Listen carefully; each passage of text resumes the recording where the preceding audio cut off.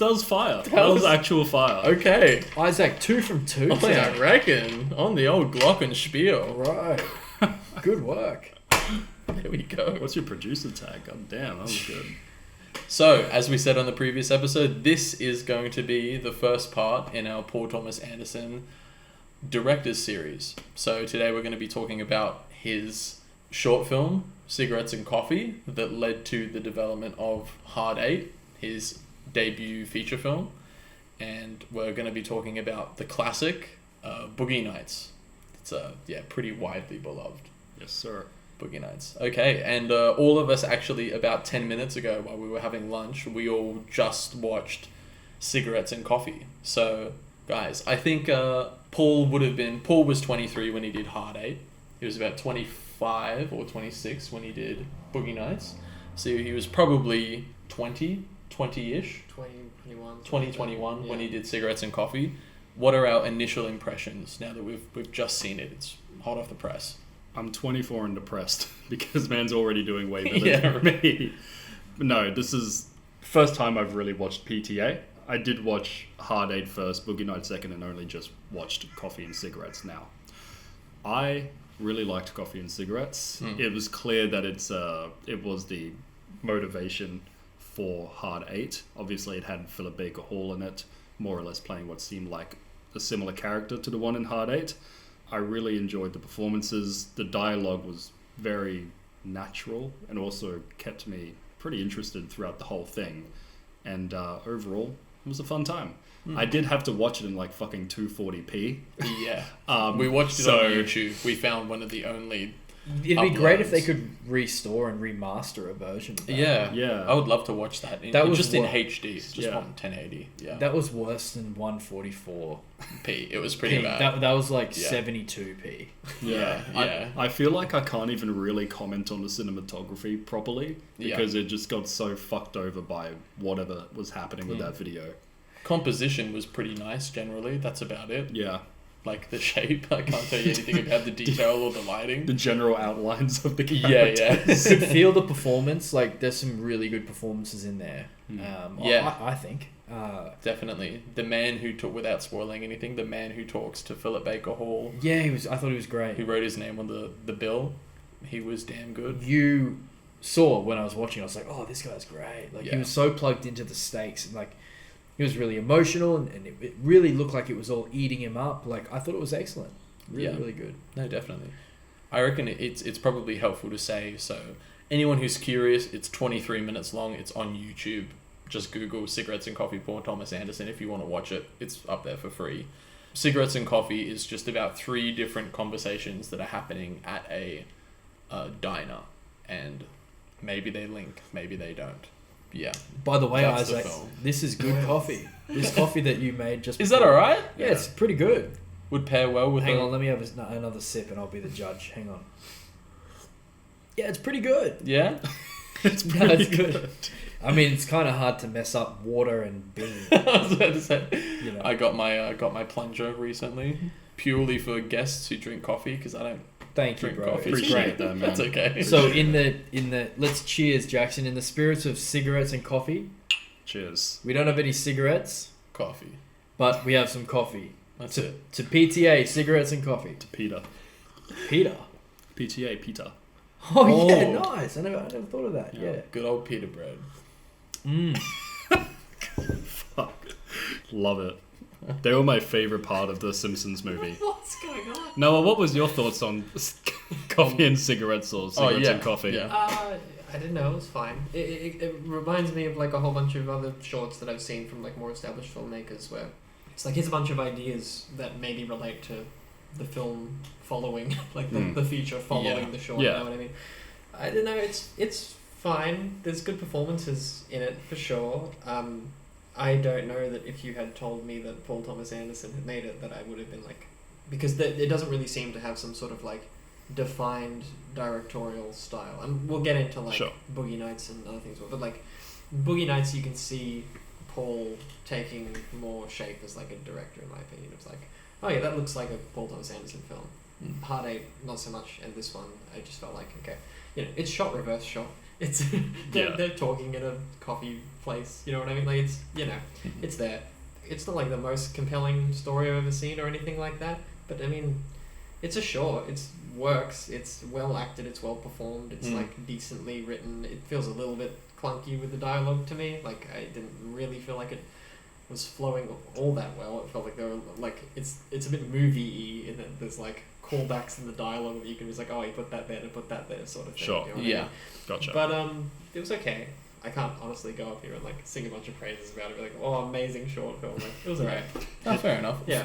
For a first initial attempt, Yeah, exactly. It's cool that you can see little, and obviously he doesn't own the patent on these things in film, but just little ideas that you see come up later in Paul Thomas Anderson's filmography. Like he loves to, and you see this heaps in Boogie Nights. When one person's talking, someone will walk past frame. The camera will track on them and will lead them to a new discussion. Yeah. He does that. Yeah. 2 or 3 times in Cigarettes and Coffee. He evolved past the dolly into a steady cam. Yes. On. Yeah. Like there's some dollying in Cigarettes and Coffee. Yeah. Very very specific. In like even following the guy out the window from his car to the telephone booth, and then using that as the motivation to pull the camera back to the other. It's like simple things like this. Yeah. Yeah. And it's just like quite clean. Yeah. And cool. And I really like it's cool. Like there's probably in Cigarettes and Coffee there's some question about all of us being connected in one way or another in our separate lives if we're in a similar setting. Magnolia, yeah. I was going to say, so he's definitely expanded upon that later. Yeah, so we'll talk about Magnolia next episode. Yeah. And a little bit of Hard 8 in there for sure in the Philip Baker Hall conversation. Oh, yeah. I thought it was almost like a proof of concept for Hard 8. Well, the plot's very much like there's a casino thing going on. Yeah. There's Philip Baker Hall, the stoic, sure of himself man, like very much like the Wolf in Pulp Fiction, gives me those vibes big time.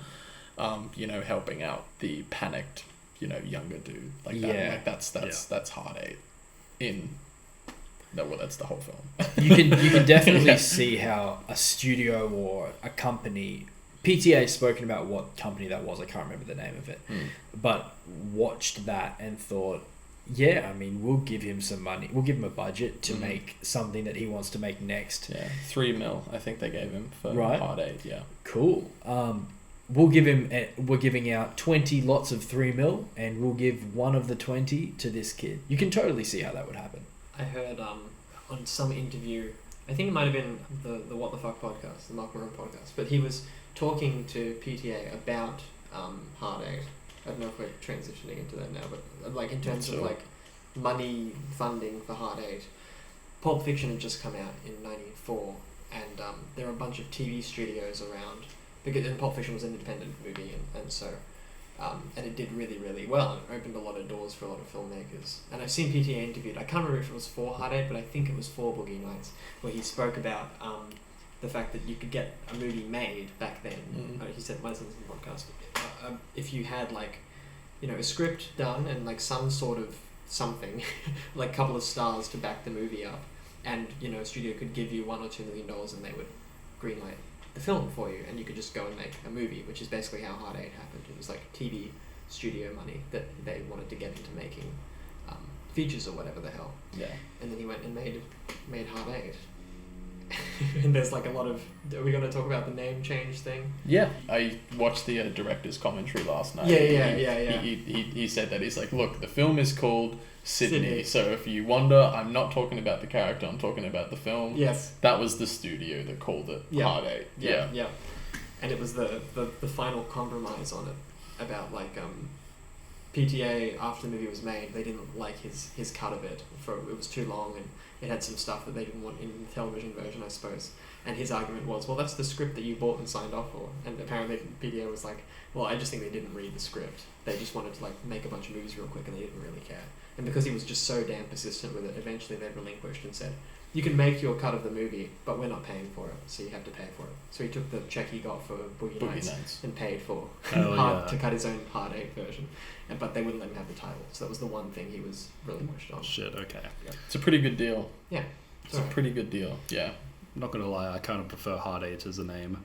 rather than Sydney. I think it changes Yeah. the shift. If it was called Sydney and I'd watched it through that lens the first time I'd watched it and not known the behind the scenes, I would have had a different experience with the movie. Sure. Yeah. It's about this guy as opposed to being about About a hard casino. I don't fucking know. Yeah, That I Australian kept city, I yeah. kept paying it heaps of attention every time they mentioned the hard 8 dice roll, Yeah. and I was like, this is an essential thing. No, it doesn't. It doesn't have anything to do with Not anything, at all. really. It's just like, I guess it's like aggressive and grungy. Like they like the sound hard 8. Yeah. Because Sounds it's like there's some. heartache.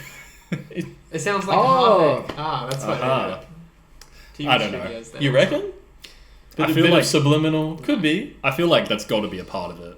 Because fucking... Maybe. I don't know, man. These Ever since I distributors found love out that that FedEx hid the freaking arrow in their Yeah. logo, Yeah, exactly. Yeah. I'll Could look be. through anything. Like that's John C. Reilly is really good in it. Yeah. Philip Baker Hall is really good in it. Mhm. Samuel L. Jackson, Yeah.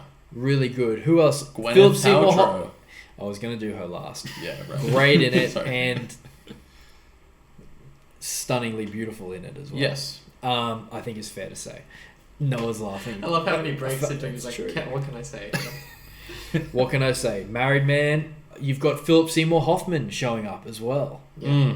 My favorite scene in the whole thing. Yeah, it kind of is the most It memorable honestly scene. is. Yeah, For he me personally. totally steals the show. You know, it takes a lot of courage to like play a character that obnoxious. Yeah. Take it from me, from doing Julian in Bloom, which you'll see Bloom when it comes out, my Yeah. character, and that's all I'll say. But to be that obnoxious and that arrogant and that rude, because Philip Seymour Hoffman is that, isn't he? Yeah, Yeah. but also to do it so convincingly and like I totally believe this man. 'Cause you have to like, does completely this on a regular generate- basis. Yeah. Like, You have to yeah. completely generate your own energy. You're coming in as a character where none of the other characters are like that. Philip Baker Hall is composed and quietly, softly stoic. John C. Reilly, there's a bit of like uneasiness from him, like trepidation sometimes, anxiety. But then Philip Seymour Hoffman, he's completely flares into the movie with his own energy Mm. Mhm. that he needs to self-generate himself. Yeah, and it's right at a turning point in the film as well. You Right. needed someone to come in and shake the tone of the film because after that, without spoiling stuff, you know, Everything starts everything going bad. takes a turn. Yeah. Yeah, true. I remember that. Yeah. Do we want to get into spoilers? Maybe like... I think we fucking have to. Yeah. I think Have we an have in-depth to. conversation. Yeah. We could have like a In the section of episode spoiler title, there's free. a- Sure. Let's do all the spoiler-free stuff. Well, I and mean, then these we'll go. movies Yeah, cool. been out for a Cool, long fair time. enough. It's not like they That's haven't been out. that's for a true. long That time. is a good Also, point. the name of this episode is Hard 8 and Boogie Nights. Like, Yeah. if you haven't seen it, like, And we'll don't, click on those. Check it don't out. listen. They Yeah, or sorry. don't listen or watch them. Watch Yeah, it, then we listen. recommend. Yeah, watch it because the surprises in those films are great. Hmm. Particularly Boogie Nights, for sure. Yeah. I'll say this as well, just because you were talking about what a phenomenal cast, Taylor. Yeah. I just want to point out the fact that PTA on his first film, he managed to get freaking Sam L. Jackson after Pulp Fiction.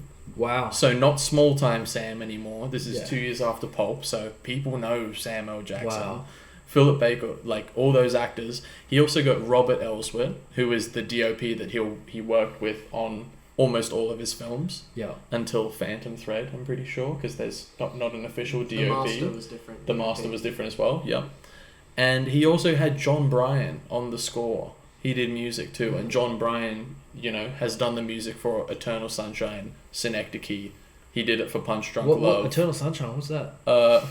You should It's check shit, it out. bro, It's don't it worry. sucks. It's only Like Isaac's every favorite Coen Brothers movie. thing ever. Yeah, Yeah. He did Step Brothers, Call Me Crazy. That's got the but perfect he's like score. one- It's yeah. perfect for John that Bryan's- film. It Yeah. really is. It's sarcastic. Yeah, Like, it's great. really funny. Great. John Awesome. Bryan's one of those composers who I think everybody just goes, oh yeah, he's one of those ones. That Yeah. is like one of the main names. He's Top one of five. one of like the Yeah. 4 that come Yeah. to mind. Yeah, for sure. Yeah. And he did Lady Bird. Like to have that lineup on your first film. Insane. He struck gold. Oh, absolutely. What Then a- he kept the gold to himself. Yeah, literally.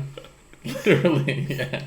And we'll get into Boogie Nights in a bit, but don't even start me on the cast of Boogie Nights. Do people have It's things just that beyond they, stacked. Well, Yeah. Do people have things that they saw in Heartache where they were like, oh yeah, this is like the start of like Paul Thomas Anderson doing his like filmmaking style thing. Yes. And what are those that people observed? Yeah. That's what I want to know. One thing that I noticed is that a thing that is super apparent definitely in Magnolia and Boogie Nights is the long dolly shot, the continuous one up through settings and through architecture. Lots of Steadicam. Yeah. And in Hard 8, I noticed that there's one initially where Philip Baker Hall is just walking through the casino, and it's pretty simple.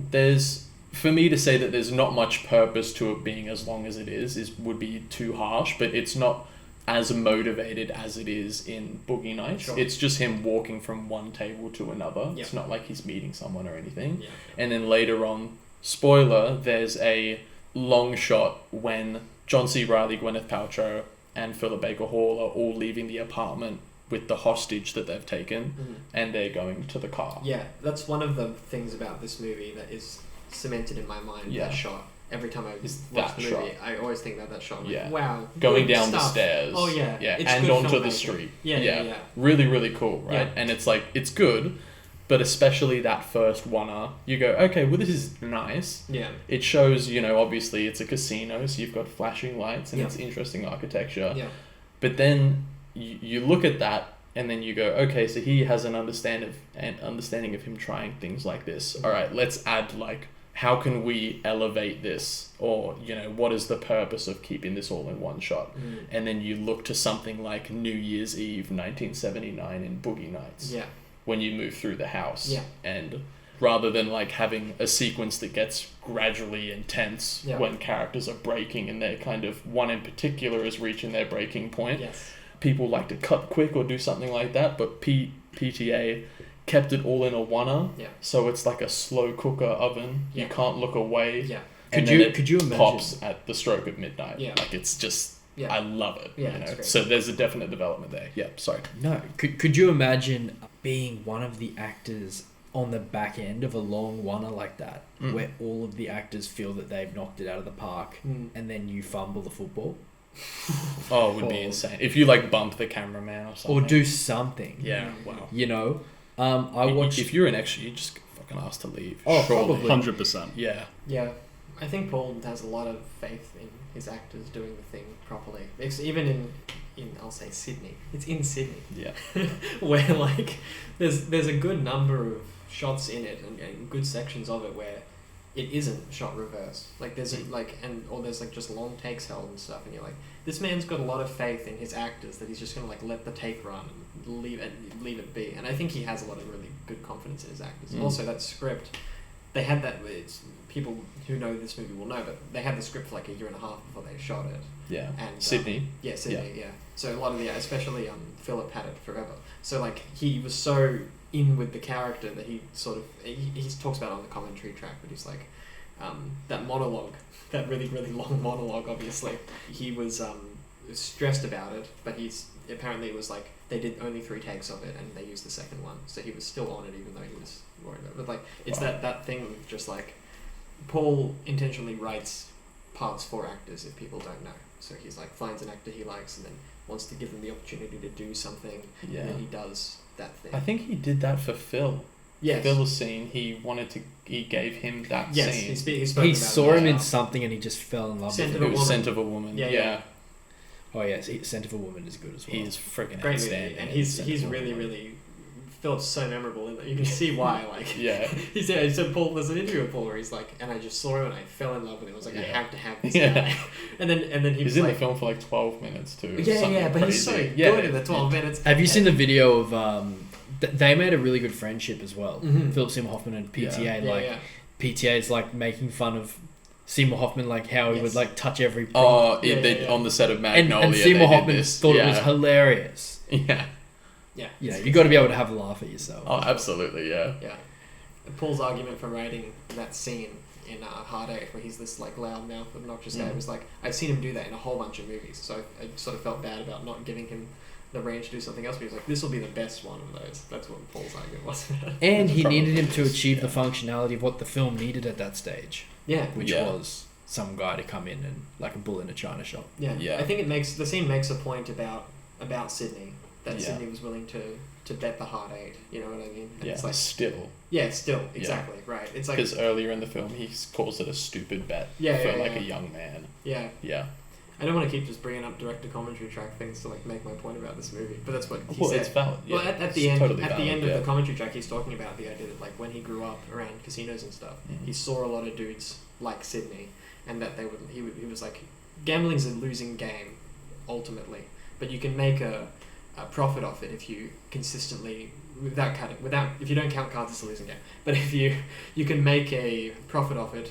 Sort of, you can like get day job wages like $12.50 an hour or whatever it was back then by betting your odds and doing it sustainably and whatnot. But he was like, anybody who's doing that, and he thinks that Sydney was doing that, eventually you're just gonna snap. Like eventually you're not gonna be able to sit there and count your odds anymore. So you're gonna take the stupid bets. And like Sydney under the current of him, I think it's obvious from the beginning of the film, and Paul might have said that as well. It's like something's gonna fucking go wrong at a certain point, and Sydney's not all who you think that he is. You know what I mean? It's kind of clear from the beginning, like something's gonna, even like telling John C. Reilly how to like swindle the casino, Yeah, which is a really cool with sequence the rate card. Yeah. I love that sequence. Yeah. I wonder if that's legitimate. It was, according to Paul, it was back then, and Wow. he used to do it, but he never got a room out of it. He got a free meal out of it occasionally, but he knew guys who'd got Paul a room did? off it. Yeah. That's so But it was a thing. They caught, obviously casinos It's a scam. fixed it eventually. You can't do it anymore, but it was a thing that was real. Yeah. What's the most money you ever won at a casino? I've never been to a casino. Played pokies once, won $100, and then never touched it again. Cool. Nice. They got forever That's out of good. profit. You're Yeah, up. exactly. 100% success rate. Yes. Stay away from those reverse ATMs. Let me tell you. Yeah. That's a good name. That is what that is. Yeah, totally. Jackson, as someone who'd never seen a PTA thing before, Yes. is your first PTA experience Heart 8? Yes, it was. That's very cool. So you actually can watch his films in order in some sort of way. That's what I'm So going to do, yeah. Yeah. So when you saw... And you're going to continue to do this for the series? Yep, 100%. Yeah, brilliant. 100%. It's good to have someone who's going through, because I've already seen like a whole bunch of PTA. Yeah. You know, it's good to have someone going through from Fresh. in chronological order. Yeah. Fresh. Yeah. Totally. So you, So good. not knowing anything about any of the other shit that he's made, watching Heart 8, what made Paul like a unique writer, director, if he was to you, if you liked the film? You know, I haven't just said that yet, but like, what was standout about it to you? Well, going into it, I thought it was going to be more focused on the crime or suspense element of it, to be honest. I wasn't expecting it to be more of a character study of sorts. Yeah. So I think it's the fact that he focuses more on the dynamics between characters, the subtle motivations for characters, that made it more interesting for me, at least. Ever since Sydney first spoke to... John C. Reilly. Yeah, I forgot his character's name, though, but John C. Reilly's character... I was completely suspicious of this man and why he was going out of his way to help a random stranger. But I think everyone's nuanced performance, very reserved performance, is what really made it for me. And that was the first one I've seen. So I have nothing to compare to other PTA films, by the way. I don't know if that's like, something that continues in the future. But it's just not what I thought it was going to be. Yeah. But I liked it a lot. It was great. After seeing... what's it called? Boogie Nights. I can tell that there's going to be certain things that continue throughout his films. Sure. Certain themes, certain He does get into styles some of pretty performances. differing stuff. He does get into some pretty like There Will Be Blood is a period piece. Not to get too deep into it, but it's very unique. Yeah, for sure. He definitely, the style changes. Yeah. Definitely. Once it hits, it kind of, we'll talk about it later, of course. To me, it kind of like hits Magnolia and it changes a bit, but the visual style's quite similar. Same with Punch Drunk, and then There Will Be Blood. It's like very different. To me. So he was really trying to do something different for that one, and he did well. I like that. I like There Will Be Blood. But anyway, let's not get too far ahead of ourselves. We'll stay on, Jackson. So, and then after that, you watched Boogie Nights, and you watched these essentially more or less back to back. Yesterday. So this is fresh. This is fresh. I gave myself like a 30-minute buffer. And went straight onto Boogie Nights, and it was wild. That's a big day. A lot of stress. Yes, a lot of stress. Yeah. Oh man, as soon as the opening shot of Boogie Nights, I could tell this man got so much more of a budget. It was great. He went from 3 to 15 million. And he fucking, I told you this before, he like used every cent of it, I could tell. Like, he just ran with that money. It was great. It's a really nice opening little... It also, the fact that it doesn't just start on the bottom of the street, that we get this, like, sign at an angle, it's like, and then it comes down into the... It's really nice. Yeah, and then the tracking shot in the actual nightclub itself was really cool. Going to the different characters, seeing how they interact with each other was really fucking interesting.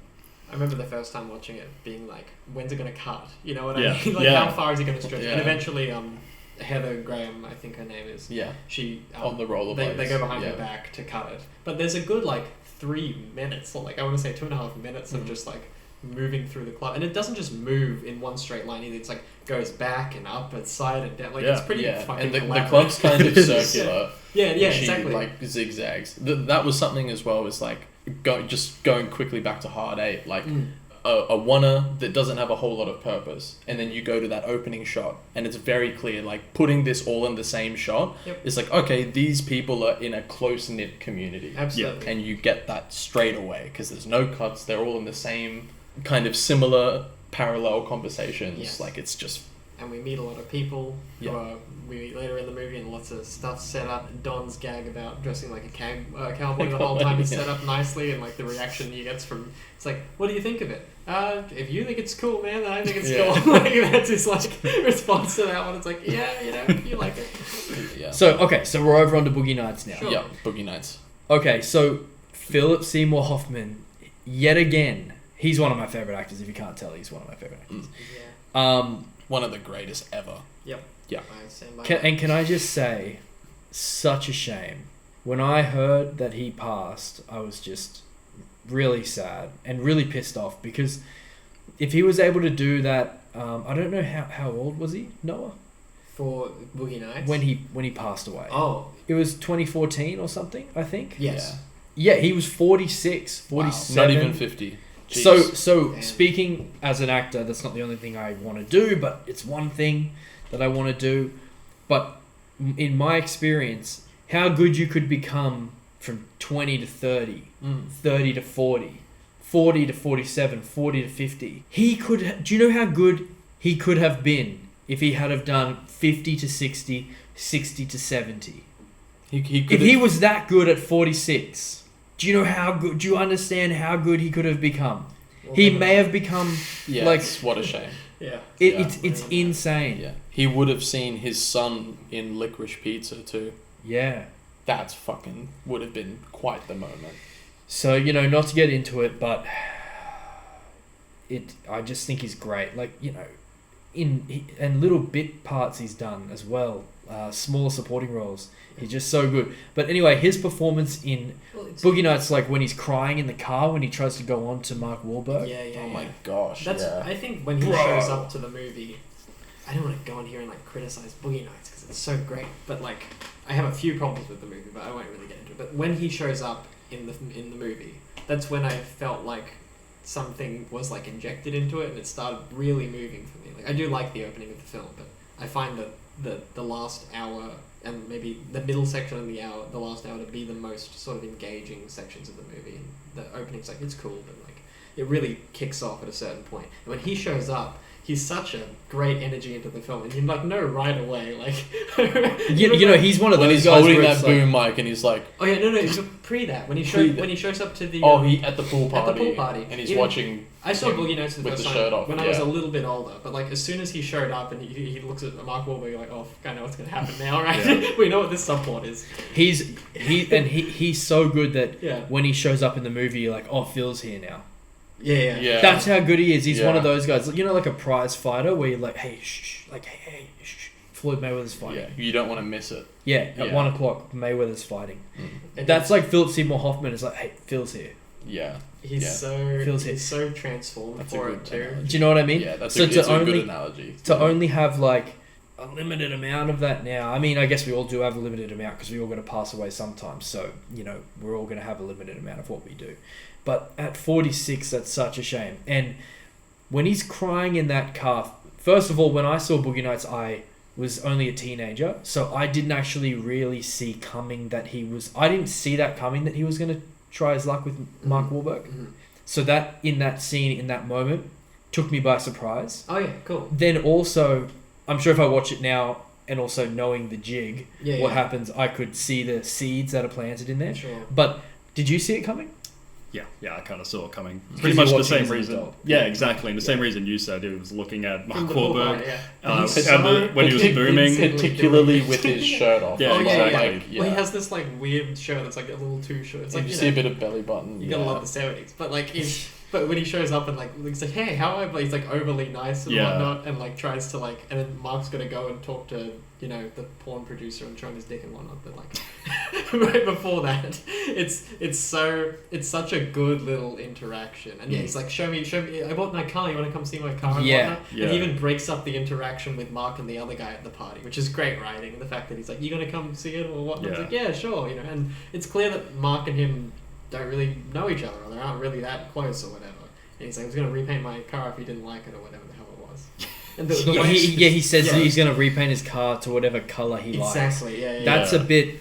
It's so that's forward. a bit... And the way that in which the kiss is done is so well done, because it's like comes out of absolutely nowhere. Like, you know that something's going to happen in this scene or something. He's like, do you want to get in the car or whatnot? And you think there might be like a conversation about something, and he just like kisses Mark. And as soon as he does it, he's like, I'm sorry. I'm sorry. Yeah. It's great. Yeah. And then he keeps asking, he's like, are you sure you don't want to kiss? Can you please just kiss me? It's Yeah. like, Oh, stop. dude. I'm begging So you, stop. desperate. And like it's worth great. saying as So well, good. like obviously like Phil is bloody incredible. Yeah. He also got given that character written by a PTA. Yeah, of course. That's just Oh, the writing's fucking great. unbelievable. Yeah. And Yeah. it's also a thing, like when he's crying, he's like, I'm a stupid idiot, and he like says it like 1,000 So times. can I just Yeah. say when that's like an acting exercise to say the same line over and over and over again Yeah. and feel the emotion change as you go deeper and deeper and deeper into it. Mhm. Then maybe you can then use some of that when you actually do the line when you're actually shooting. Yeah.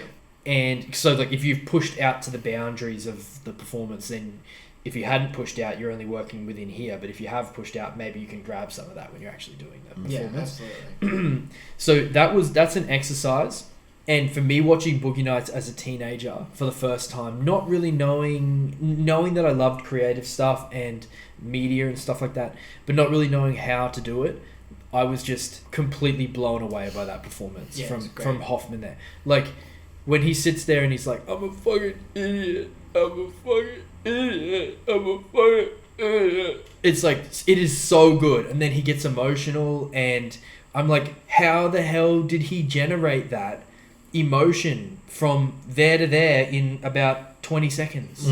Like, how did he, literally for the first time I saw it, I was like, how did he cry on screen? Like, how did he cry? Yeah. It was right. just, Yeah. that's my vivid memory of that. Anyway, it's just so good. That's all I have to say. Phenomenal actor. Seriously, phenomenal actor. Yeah, I think he's probably my favourite performance in the film. The other one that really stands out to me is sort of being up there with the best ones is Julianne Moore. Yeah. I think She's I great. was just thinking that. She's really committed. I really like her. She's so committed. And And her character, the writing for her character is just so good. It's so good. Like, you know that when somebody interviewed her on press tour for it, and like it was this older woman. You can find it on YouTube. It's quite funny. And this older woman, probably not the most approving of this porn flick movie. You know what I mean? She's like, you're playing this porn queen. She's like, did you have any doubts about it? And Julianne's like, nope. It was great. Which is like, it's so respectable, and her character's so great. And even like at the beginning, you're like not really sure of who she is exactly. She's like this presence that hangs around the house, and you're like, okay, probably porn star, wife of Seth and all that sort of stuff. And then that scene on the set where Mark has to shoot his first porn. It's like, first of all, the build up of that's amazing. Yeah, Like, you it's really great. feel how scared he is. You're like, shit, I hope he does well. But like, and they have this like weird. I don't want to go explicit on the podcast or whatever, but they have this like conversation about how the scene's gonna go or whatnot. And she's like, sort of, in retrospect, knowing where it goes, knowing that she kind of like becomes this like surrogate mother for Roller Girl and him, that she's like sussing it out because she like doesn't have a son, sort of, is what's happening. And it's this weird like, she's like fighting for custody of Yeah, her son exactly. in Exactly. her other relationship. oh, it's so well Yeah. written. Like, She's- that's Paul Thomas Anderson writing, like evolving. There's nothing like that to me in Heart 8 that's like that in depth. Yeah. It's like beautifully written. And if he needed Hard 8 to be his foundation to get to that, well, then that's fair enough. Yeah, well, yeah. Oh, totally. Of course, Well, yeah, you've got to grow somehow. Like, it's just like... Jackson, wait until you see the later stuff. Magnolia is going to just... Wow. Totally I'm fun. keen. Yeah. I hope they just keep getting better. Yeah, they do. Magnolia is like an experience. Yeah. Okay. Cool. Would you say? Yeah, I love Magnolia too. Yeah. I think, eventually at the end of this, we're going to be like, here's my ranking with Paul made. Yeah. That scene where Julianne gets told about the custody problem, she like goes into that office and there's a And she's lawyer. dressed really nice. Oh yeah, And it's the first time you've seen her dress. And she gets asked, do you have a lawyer? And she's like, I don't have a lawyer. And then the other lawyer comes in with her ex, who you learn is her ex-husband, which is brilliant, by the way. I remember thinking like, who's this guy who she's talking to? Maybe I'm just dumb, but the fact that like through the conversation it's just revealed it's her ex-husband, and you go, oh, okay, cool. And she's like, full face just bluff. She's like, I don't do drugs. I don't. Yeah. It's like, which is so funny. And she's just going to friggin' pop. Oh yeah, it's so sad. And the scene doesn't break in that scene either, which is like this really sophisticated, mature writing and directing decision from Paul to be like this. We're not going to see her break down in this conference room. We don't know if she did, but like she's asked like, have you ever been arrested before? And I don't think Julian gives a response to that, and that's when it cuts. Yeah. And she's just breaking down outside this court office or whatever. Yeah. And it's amazing crying. It's like that scene is just like burned into my head how good she is in that scene. Yeah. Holy shit. Everyone, not everyone fills in each other's part, but like we talk about, like Julianne Moore, she has all of that extra nurturing that she can't give to her son that everyone else gets. Yeah. But then you also get, obviously, like you mentioned, you get Mark Wahlberg, who's been shunned by his mum, Yes. and then Roller Girl, who's been shunned by her family. Yes. And they're both looking for, like, Mark Wahlberg takes what's the porn producer's name with the slick white hair? The actor? Burt Reynolds. Burt Reynolds, that's it. Burt Reynolds. Oh my gosh. Another fantastic performance. There's so many. There are, yeah. There's like half a dozen Yeah, there are. that are fantastic. It's so big, this movie. We'll talk about that later. Yeah, but you could you, like Mark Wahlberg too. Easily best performance of his career Yes. to me, for sure. So, probably one of my favorite performances because it's so painful. Oh It's my great. god, it's so painful. Is William H Macy as the man who keeps getting cucked. Little Bill? Is it?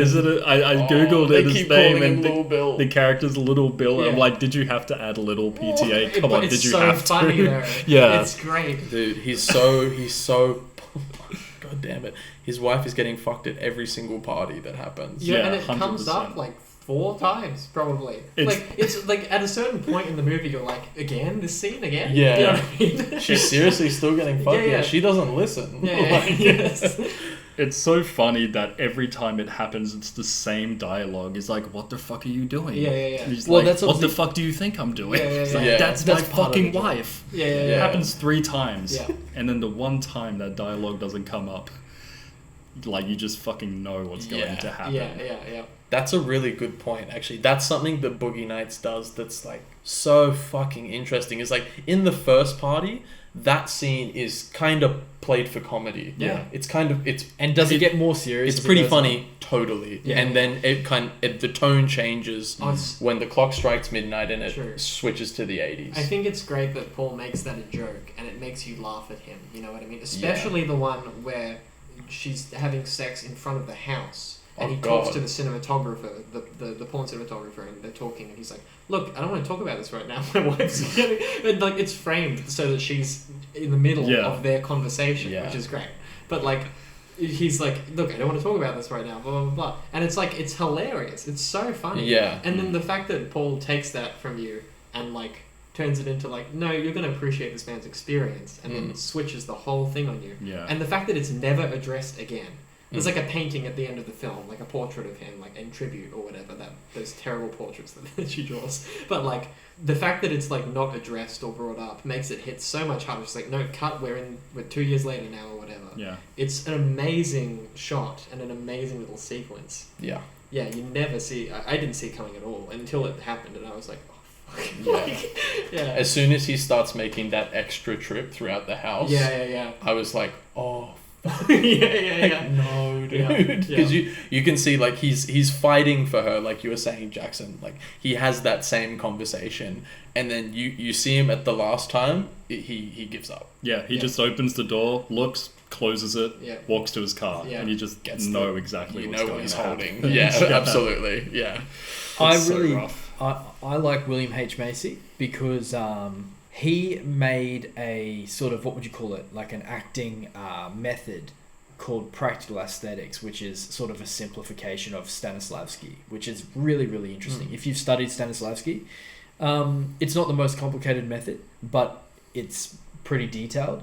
So then William H. Macy and a couple of other people made practical aesthetics, which is a simplification of that. Really simple stuff, like overall scene objective, moment by moment intention, like don't overthink it, like really simple, which is quite good. So, you know, if you're making up your own method, I guess we all make up our own methods in a way, but he actually fully with some people wrote it out, communicated it, and it's called practical aesthetics. If anyone wants to look it up, it's really cool. It's a cool method. I've never heard of that. That's really sick. Yeah. Don't get me started on my methods. Maybe we can do a podcast episode on that, because I've got studied like half a dozen. I can tell you my thoughts on all of them. Yeah, let's do it. Dude, you can tell us, because I don't. Yeah, I learnt like a little bit about Stan the Man and stuff in I don't know if that's his universal nickname, but that's what my drama teacher kept calling him whenever we had to reference him. Your drama teacher kept on calling Stanislavski Stan the Man. Yeah, because he's the like one of the founders of like method. Stan early. Well, look, before I start getting into this, let me go and take a look at my notes and do a little bit of research so I can speak better about it. We'll do it later. Both of Stan's episode. We'll do an acting. Yeah. But Stanislavski. Hey, Mrs. Keane. That was my drama teacher. There you go. Wanted to give her a shout out. She is right though. Stan, did you do drama? Yeah, I did. I really enjoyed it. Cool. That was really But anyway, there you go. William H. Macy. Yeah. He has his own method. He made his own method called practical aesthetics, which he's developed, and that's really cool. It's quite good. It fucking works. It works. Look at his performance. Oh, yeah. You know what I mean? And we'll talk about it more next episode, but William H. Macy in motherfucking Magnolia as well. Yeah. Goddamn. Yeah. When you saw Boogie Nights for the first time, that scene, the double murder suicide scene, to me, I remember that as being like the first moment of the film being like, oh, like we're in really serious territory here. I mean, something's happened that's like different to part of the course of the film up until this point. There's like a pretty severe change in like the dynamic of everything in the porn shoot with Julianne Moore and Mark Wahlberg towards the end of it. If you know what I'm talking about, I'm trying not to be explicit on the podcast. But like, there's this like thing. Good lad, Noah. Thank you. I'm trying. But like something happens at the end of that scene, and you're like, oh, the whole dynamic shift of the relationship between these two characters is different now because of the end of that porn shoot sort of thing. The first one. Yeah. The end of the first I'll say porn it shoot? and cut it out so we know. Say. She says, just bleep it. Because but like you guys know what I'm talking about now. So yeah. But like it's still sort of like, you know, we're still playing around with the idea about like this movie being about this weird family made up of all these weird people who like found some sort of solace in porn, I suppose. But like up until that point, up until that double murder suicide point, the whole movie shifts, and there's so much more violence after that point. Oh yeah. And Mark's character shifts entirely to this like totally arrogant prick. Even when Roller Girl comes up and he's like doing the really hard cocaine stuff, and the guy's like, it's cut with something else, and like do half a line or something, and he's like, nah, fuck it, and he just like does all this coke, and Roller Girl comes up to him and he's like, yeah, whatever, bye, and she like, you know, goes away. The movie really changes quite severely after that point, in my view. No, I completely agree with that. 100%. The chickens are coming home to roost. Yeah. Yes. That's when the downfall thing really happens. Like, you know, what would you call it? Like a saying? Like, I really like certain sayings that like put a world in, and you're like, yeah, that's exactly what I was trying to say. Like, there's a feeling that like it's time to pay the check that you've been writing. Yeah. It's all going to come crashing down now. Yeah. Like, the chickens are coming home to roost. Like, you're going to get your comeuppance. Sure. Now. I didn't expect that to be handled as sophisticatedly as it was. Because I think I've seen a lot of movies where it's just like, here's the build-up, and then you can tell at the second act turning point or whatever the fuck, it's like, and now here's the come down. But like, it's so sophisticatedly done, especially with the resolution about what happens. But like, it's not just like here's the up and here's the down of the movie, and this is where we end up. It's like there is like a big implosion, and the movie becomes this like cautionary tale of like, sure, this porn, coke, drug sort of life, I guess it worked for a lot of people, but then like the fall off of it's really severe. Yeah. And they end up back where they started in some sort of sense. So is Boogie Nights a cautionary tale? In some sense, but I don't really think it's like pro or anti porn, especially considering how, like, even at the end of the movie watching it, I think it's just Paul doing the most responsible writer-director thing, which so many writer-directors seem to not do, which is like show the characters as they are and don't take a side. It's like, this is not about your moral compass. This is about portraying these people for who they are and just showing their lives, and not saying like, I'm not pro or anti this, I'm just showing you what it is, and you can make up your own mind, which is like the most respectful thing you can do for an audience member. And the fact that he did that at like 25 years of age, or whenever he made it, like it's so sophisticated. Yeah, he honestly so did that pretty well in Hard 8 as well. Yeah, absolutely. He lets them do their thing. Yeah. Good on him for, like, you know, he tackles the big topics, gambling, pornography.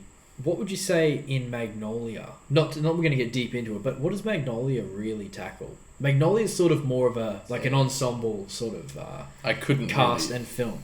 I'm gonna have to revisit it. It's looking at like the idea is like there's all the leaves on the flower. Yeah, right. That are all connected to the Yeah, so Magnolia is tackling like an ensemble drama. Sure. What does Punch Drunk Love tackling? Well, I mean, I hate to like reduce it to a sentence. Yeah. Yeah, sure, but I mean, thematically, the subject matter. Why are we afraid to be in love? The subject matter of the film is one thing. Like, you can say it's about like gambling, like, you know, Hard Eight's this like gambling thing, and Boogie Nights is this porn thing, but really like Boogie Nights is this thing that's really about like humanizing people who work in porn and being, like, which is like some really interesting thing to say about people. You know what I mean? Yeah. Considering, because it's not even that far off from how people view actors on screen. They go to a cinema and see an actor, and they meet you in person. And I'm sure you know this, but like they'll treat you like you're a character off a show and not a human being. Yeah, I mean, I think I've said before, like this old lady's come up to me in the street, and she was like, "You ought to be ashamed of yourself." Right. Yeah. And I was like, because you're a Mason. Yeah, that's crazy. I'm doing what was written. Right. But, and I like the writing. You cannot have drama without conflict. Sure. No, for sure. That's what I mean. It's like Boogie Nights makes these people. Like, they're not porn stars anymore, and like even that amazing scene where Jack is trying to like break into the porn business properly and like make a really amazing film, and he's in the tux in the back of the limo and roller girls, and he's like, we're gonna pick somebody up and create a scene on the side of the road, and they pick up the fucking shows that so well. And they pick up the guy who was in the class who was making fun of Roller Girl in the first act of the film. Oh shit, I didn't realize that was the same guy. Yeah, it's the same guy. Fuck. Yeah, he's like, that makes so much more sense. It's brilliant, right? And she's like, don't I know you? I And missed she that. knows. It's so funny that that's the guy, and it's like that's a movie thing that I would pull a lot of movies up on. It's like, really, the only fucking guy in the world is the same guy, but like it works out really well in the movie, and I'm not calling it out because you know she's been harassed 1,000 times in class, or like it could have been any guy, but like the fact is, and it could have been any guy, and it's all in the same city. It is exactly right. And he's like, no, I know you, and she like looks at the camera. And she's like, oh fuck, can we like stop the scene or whatever? And you know Jack's like not about to stop the scene. And then they start doing whatever they're doing, and they get out. And the fact that Jack like goes and beats the shit out of him is like one thing. The way that's intercut with Mark Wahlberg, by the way, is great. There's even one cut there that's really brilliant, where like one specific edit, if you watch the movie you'll see it, where they pull Mark Wahlberg out of the car and they immediately cut to the guy getting stomped out, but it's the other guy. And it's like, oh, that's a good cut, Paul. Like, fuck. Very sophisticated editing. But like, there's a cut like that in Cigarettes and Coffee. Yes. Where like someone's getting handed some cigarettes and someone else picks it up off the counter. Really, really smart. Yeah, which is good. Like, oh, he kept the same trick, you know. Cool trick. It's a good trick. But and then Roller Girl gets out of the car and stomps him out with the skates. And I love that the sound editing in that is there's no stupid bloody sound effect of him getting smashed in the nose. It's just like this kind of dull sound effect that doesn't really do anything. Like, there's no like crunching, nose breaking sound effect in there to like make everything look like an action horror movie or whatever. But she's like stomping him out with his fucking skates. It's fucking with brutal. fucking skates of all things as well. It's really Jesus severe. Yeah, it's amazing scene. And the fact that she's that mad about the whole thing just makes it work so well. And you know she's like so sad because of that amazing Julianne Moore scene. They're both doing coke, and she's like, Oh, she's like, I can be your mother. Yeah. it's such a heartbreaking scene. Dude, I was gonna say heartbreaking. Yeah. The movie is somehow both heartbreaking and really funny at certain It's points. so funny. Yeah. Yeah, it really is. What's his name? Not Bill Which scene? John C. Reilly. John C. Reilly. Yeah, Yeah. John C. Reilly is the most John C. Reilly in Yes. this film compared to Hard 8. Like that fucking scene when he first meets Mark Wahlberg and he's like, "How much you bench?" It's so good. Yeah, I love that scene. It's like I squat 200. It's like cool. Squat 350. Yeah. It's like, oh yeah, It's like, cool, no, man. You can tell, like, look No at it. way. No, you don't. No, you don't. It's like Yeah. I know 3 kinds of karate: jujitsu, Yeah. taekwondo, and regular karate. Yeah. Does he say that in Boogie Nights too? Yeah. Oh, He fucking says it in Hard 8. I just realized. maybe that was Hard 8. Because I'm sure he talks about his martial arts as well in Boogie Nights. Maybe it was. That'd both? be I think you're crazy right. if he got Was given it a both? similar. We should check. Yeah, that. because Fuck. in Hard 8, when Sydney first meets him, he's just like, hey, like, I'll come with you to Vegas, but I'm not gay, like, I'm not gonna have sex with you. Just so you know, I know 3 different types of karate, and he says something jujitsu and regular karate, which is hilarious, Yeah, because regular jujitsu is not a They're type not the of same karate. thing. Oh, Neither is isn't aikido, is what It's he a great says. line, It's just yeah. but Can if he says something similar to that in both, that's Crazy. hilarious. Just while we're on the Sorry. topic, I don't know if we're ever going to get back on the topic of John C. Reilly again, but that is another example of a really great comedic actor who can do dramatic stuff as well when he wants to. Yeah. We touched on Adam Sandler in the previous episode. John C. Reilly, like, this guy is making Oscar buzz-worthy sort of performances when he wants to in a dramatic role. Like, he's serious, really serious in Magnolia. I won't give anything away. Yeah. He's funny because he's just kind of funny, but he really does dramatic stuff. And then also, if anyone doesn't know about this, he plays Dr. Steve Brule. Look it up on YouTube. I think Brule is hilarious, right? I think the whole skit is just hilarious, in my opinion. But you've got an actor who is willing to be that stupid and also be that good at being dramatic as well. He's a really special guy. That's what I'm saying. And with an incredible range. He's so great in Step Brothers as well, of course. You know, so he's doing dramatic hilarious. stuff and then he's doing Step Brothers. Yeah. He's so good. I love Step Brothers. So I think John C. Reilly is really good too. It's worth shouting out. For sure. Yeah, no, He's for great sure. throughout the movie. I think Yeah. it's really, really solid. He just has a lot of great quotable lines in that movie. Yes. Like between that, the whole porn cop parody yes. video So that was funny. fucking The, in that. Kung Fu Cop series. Yeah, yes. exactly. There's that. There was also when they're doing the record deal and the They're fucking singing. guys, So they're singing, funny. yeah. And the guy's like, that's not an MP, that's a YP, your problem. He's like, I don't know this fucking industry jargon. Yeah. What does that even mean? yeah. Like, a lot of it's so funny. You know, interesting, I saw a interview with Quentin Tarantino saying that his only problem with Boogie Nights is, you know what I'm talking about? The fact that in the movie, with the Kung Fu Cop fake parody, what's his name, Jack Horner, says that it's the greatest thing he's ever made. And Quentin Tarantino's like, that movie was fucking shit. That any director would not say that that's the best movie they've ever made. Yeah. Isn't he a porn director? Well, But he also wanted it to be like an actual film that, you know, keeps audiences' attention. Yeah. Like, he wants to treat it as a real Sure. movie, not just a porno. Yeah. Yeah, I always took that line as him being like deluded. Yeah, Yeah. it's Tarantino's issue, and this is I have an issue with Tarantino's issue. Yeah, me too. Is That's his opinion. Tarantino's basing that off the fact that Tarantino's convinced that PTA wrote that character that Burt Reynolds plays, Jack, emulating a particular porn film director. He said that he made his hair the same, he gave him a bunch of similar mannerisms, and that particular porn director actually made really good erotica, supposedly. But also Tarantino's just going, you know, love you Tarantino, he's just going, well, he has similar hair and he was also a porn director, so the fact that you didn't emulate him correctly is an issue. And it's like, well, no, because you're making an assumption. Yeah, you are. Like, Yeah, sorry. absolutely. And so that's not an issue. Yeah. Yeah. Oh, yeah, I wasn't supporting it. But Yeah, of course.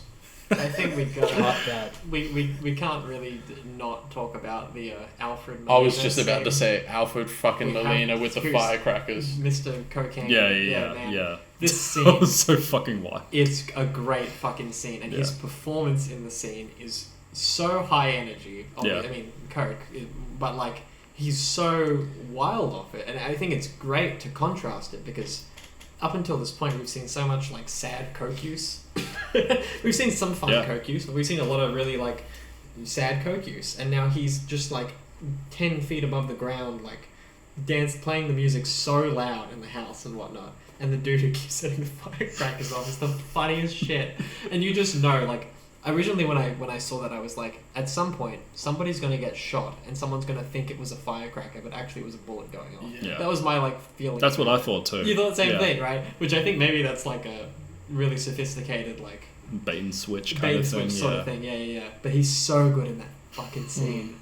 And Mark and John C. Reilly are so terrifying. Yeah, in they're their just performance. awkwardly staring, like trying not to do Yeah, anything because sudden. their plan is to rob him, right? Yes. Isn't it? Yeah. Well, that's the other guy's the other plan. guy goes in to like get the safe under the bed. Yeah. But he didn't tell Mark and John C about the plan. Yeah, at one point he's just like, "Come on, guys, I think we can do this now," and they're like, "Do what? What the fuck?" Yeah. Oh, yeah. There's this really sophisticated shot to talk about Paul's making of the movie here. There's this shot that is so out of place but fits so perfectly, where Mark Wahlberg is sitting on the couch, and I think it's after we know the plan about him trying to go in under the bed, and it's just this shot of Mark, and he's like staring at the floor, like around, and you're just like, you can tell the 50,000 things going through his head, but it holds on him for like 20 seconds, I want to say, and eventually it changes. He gets up and does something, but you know that the shot's in there because it's like, okay, I gotta get out of here if some shit goes down. What the fuck has my life become? I used to be this amazing like porn actor, and now I'm this like I'm A criminal selling not coke for some money, and I might get shot. You know what I mean? It's this amazing like piece of character reflection, and like the other thing about it is like, did they plan that? Did Paul find that like in the middle of the scene? They didn't like, was it a tape rehearsal? Like, was it in the script? Like Mark sits there for 20 seconds and does nothing. You know what I mean? But it's so it's like it really sinks you into that scene for me at least. The scene's so up and so high, and you get into this like close up of Mark, and you're just like, all right, what the fuck's gonna happen here? And then when it all does pop off, it's like awesome, but it really sinks me into it. Mark kind of hits rock bottom almost in that shot. Yeah, like you could argue that it's when he's in the car as well, but like in his face, like when he's you would say that's probably rock bottom more so. At least during that scene, he thinks he hit rock bottom. Yeah, he's just like fuck, and you can I love that because it's like it's pretty much exactly what you were saying. You're like, you get to run through your escape route as well while you're watching him. You're like, what could you do? Because you see he's asking himself that. It's like, I think he's fucked. I think he's stuck here. Yeah. There's a cool story as well. I heard a PTA talk about this. So the firecracker sound. Apparently they threw a fuckload of firecrackers with sound design, and they're all sounded kind of too muffled or were peaking way too much or something. Sure. So you know how there's a million firecrackers thrown in that scene? They're all the same sound clip. Oh wow. That there was a particular one that PTA really liked that cracked like it wasn't peaking too much or something, but there's still that crazy like ear piercing like kind of texture to it, and he just would adjust obviously the left and right, the pitch of it and the panning of it. Yeah, and it's the same. Very cool. It's the same firecracker every Nice. single time. That's great. Because obviously, understandably, recording sound for a firecracker would have been really fucking hard. Yeah. I can only imagine the tricks that have been used with audio. Yeah. You know, on any number of things. Absolutely. You know what I mean? No, 100%. I love hearing stories like that, like hearing like Walter Murch with The Godfather. We won't go into The Godfather. We'll do that another time. Okay, sure. But like Walter Murch, when Pacino's at that cafe and he has to shoot the guy, they've got the plan for him to get the gun from the toilet. Yeah. The train was added afterwards. Yes. It was not in the script. You know, he's like listening to the train passing, and that's what prompts him to shoot, because he can hear how loud it is. Yes. That was a sound design decision. It wasn't a script decision. Very intelligent sound design. Very, very good, like And it's sound even- design. Yeah. We're talking about Godfather. What do you mean, yeah. making it that loud? Didn't he know that there was a train passing? No. It's just in It was never part of the scene. It But It feels natural. yeah, it feels natural really, because and they it cued works. when Pacino stops. So it makes you think that he's listening to the thing, but Yeah. really the actor Pacino just stopped. He's just like, do I do it now? Yeah, exactly. But they Yeah. gave him the idea afterwards that he's doing it because the train's loud, which is crazy. Very cool. That's Walter Murch being like, oh, Walter Murch is like writing the script in sound design, which is Very smart. fucking really smart. Nice. Yeah, and Oh, for yeah. such a scene, but yeah, sound design. It's so like So important. it's the forgotten department Mhm. in film, Yeah. and most of the film. We love you, Gus. Yeah, Gus, we love you. Do you two have scenes that stood out to you in Boogie Nights where you're like, that was like amazing bit? For me, the Philip Seymour Hoffman one Yeah. that actually was one of probably about half a dozen scenes that made a real impression on me, knowing that I wanted to study acting. Mhm. Yeah, Sure. So that's the major standout. this for is me. the the Philip Seymour Hoffman in the car crying. the kiss scene. Like yeah. Wow. Yeah. And the ones we haven't brought up, I mean, there's the amazing, I'll have 2 of those donuts and 3 of those donuts, and then... Wait, which Oh, scene was yeah. that? Can you refresh my memory? Sure, the Don Cheadle. Don Cheadle, Yeah. when the store gets robbed.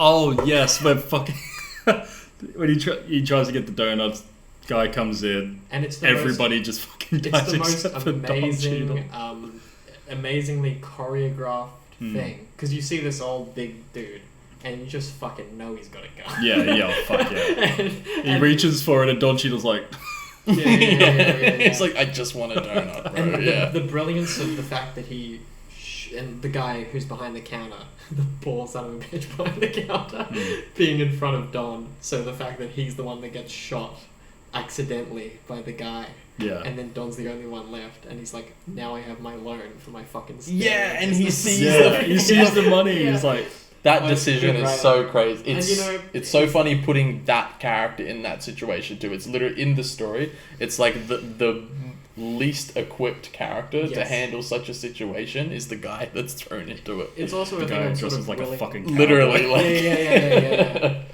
It's a thing I'm willing to give the movie a pass on as well, because just about that time in the early 80s was when security cameras started getting installed. So That was my first thought. Like, Yeah. is there no fucking cameras in this place? I guess maybe not. Like, yes, I think it's a big oversight, and I wish that Paul had put in some sort of thing about Don checking for cam, because CCTV was very expensive in the early 80s. Right. So it's sort of believable that this little corner store that sells donuts, this Okay, it's little plausible. bar might not have. Yeah. But I do wish it was addressed a little bit. Fair enough. Yeah. Enough. But I do love that it cuts to the ad, and he's like, So funny. and Don is on his like third gimmick look of the movie. Like, he starts as the cowboy, and then he moves to this like hilarious outfit, the Earth, Wind and Fire outfit at the party with the whole Yeah. wig up. It's so funny, great moment. And then he's like onto this like early hip hop outfit out in front of the store and whatnot, which is Yeah. so funny as well. And the fact that the porn film guys are like directing it for him, which is such a great like ironic twist on him going to the loan with his wife and applying for the bank loan, and they're like, we don't work with porn people here. It's so funny that like it's like not able to, you didn't need them, it turns out, you know. Yeah. It's very very poetic like that. Yeah. I've seen, I'll say this as well, if we're talking about just a little thing I'll throw out, because I watched, Euphoria Season 2 came out this year. If anyone knows, Episode 1, where it's New Year's Eve, there's a lot of travelling around the party between the different things going on, and there's definitely some one-ers. 100% there's inspiration taken from Boogie Nights, yeah, like the influence is apparent, I haven't seen it, but yeah, lots of colour. it's there, and there's like similar themes, like Sure. just shit hits the fan later in the night, and everything builds and kind of builds in a similar way. But yeah, it's cool to see that he's obviously got his ripple throughout some stuff that's getting a lot of praise. So, Coffee and Cigarettes, Hard 8, Boogie Nights, PTA is on the rise. Yeah, No doubt about it. he's on Tarantino's radar when Hard 8 hits. Have you heard that story where Tarantino... They said we should probably meet. We should probably meet because people are going to start comparing us a lot over the next decade. So Yeah. before we become enemies without even knowing who each other is. We should just And I think catch up and they're get a good. coffee, So cool. which They're- is really cool. They're friends. They're Yeah. good friends. They should Um, be, yeah. You know, there's a theory, I think Tarantino said this, it's like, he's better because PTA was there, PTA is better because he was there. Yeah. It's like anything. Pacino's better because of De Niro is better because of Pacino, Ronaldo is better because of Messi, Messi's better because of Ronaldo. Yeah.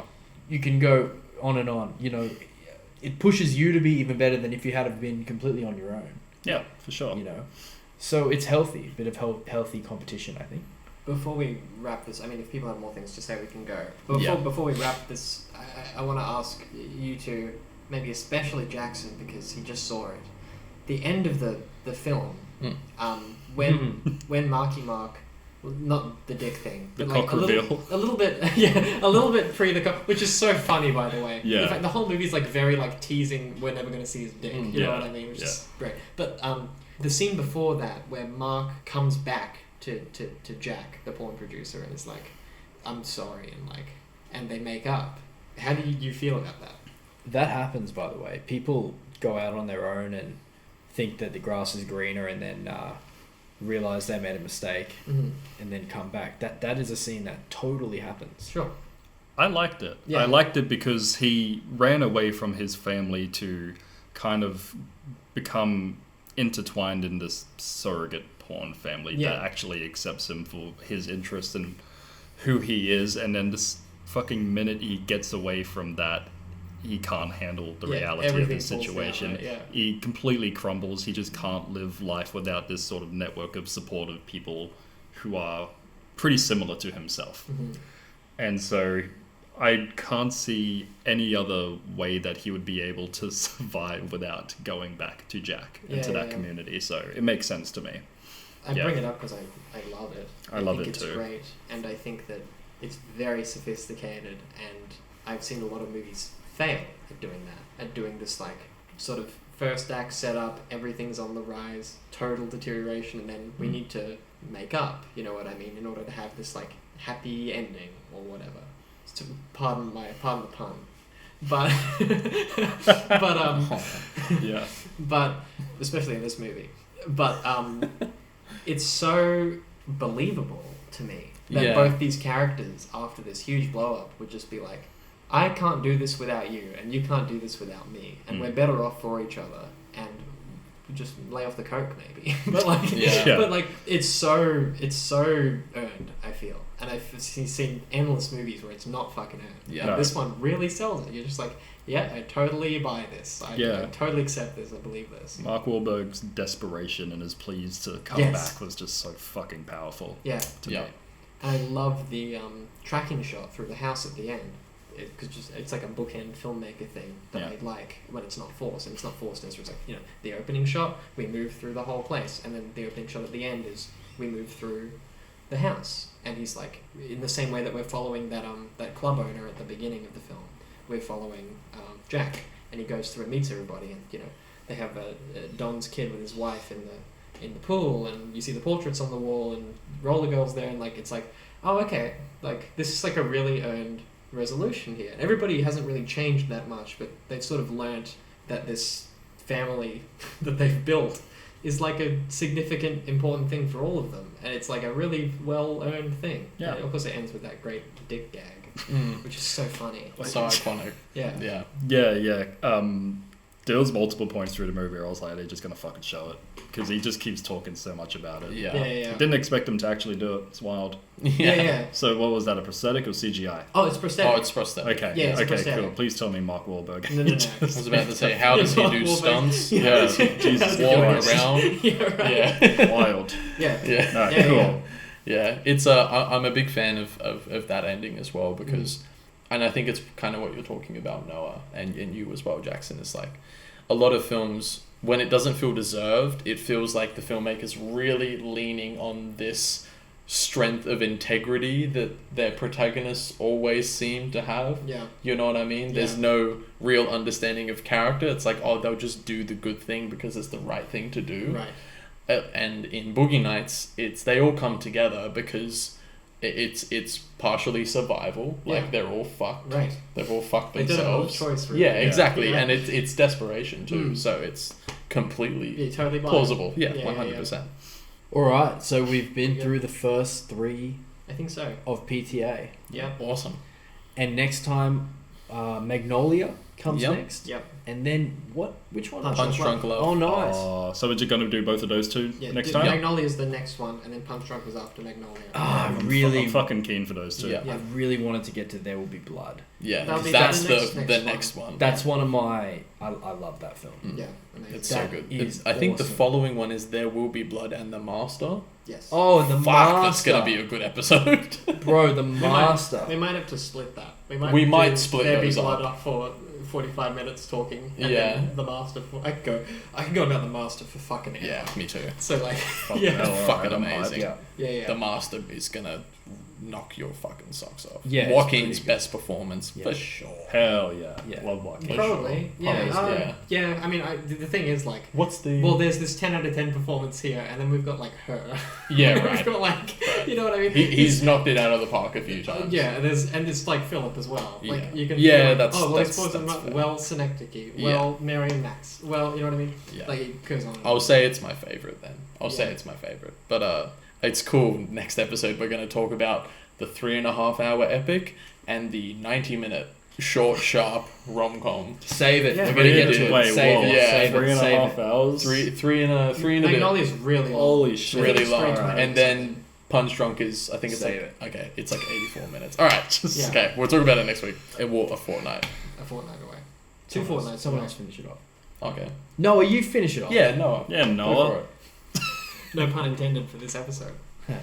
I don't know. Didn't really work, did it?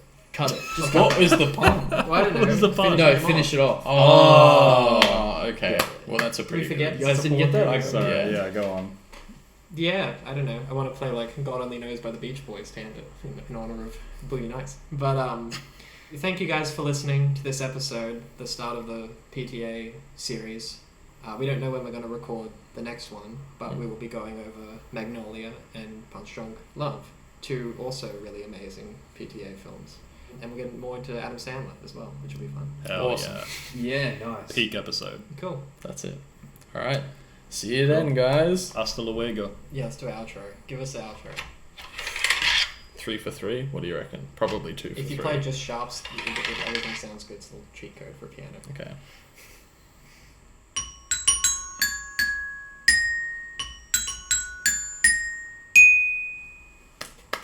Woo! Bye, everybody. Nice.